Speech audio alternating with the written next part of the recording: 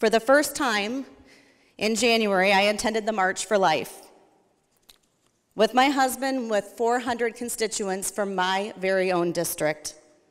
400 moms, dads, kids, aunts, uncles, grandparents, friends and neighbors from all professions: teachers, soldiers, law enforcement, doctors, lawyers, and the list goes on. All of these people took the journey because they believe she's a baby, and that unborn life we are marching for was worth every attempt at saving. This is exactly why the time is now. I ran on listening, making no other promises.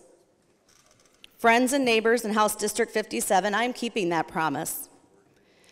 Today, we are taking a courageous step with the help of so many here in the House to tell the nation that Iowa will defend its most vulnerable, those without a voice, our unborn children. So what made you decide to vote for this bill today?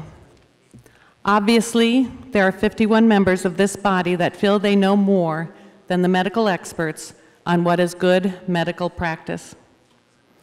Did you decide to vote for this bill when the exceptions for rape, incest, life of the mother, and fetal abnormality were added? I will concur that that was a good addition to the bill. However, you cannot put lipstick on this pig and make it better. There are many reasons a woman might seek to have an abortion, and I don't believe we should be interfering in medical practice. This bill does not provide an exception for the health of the woman.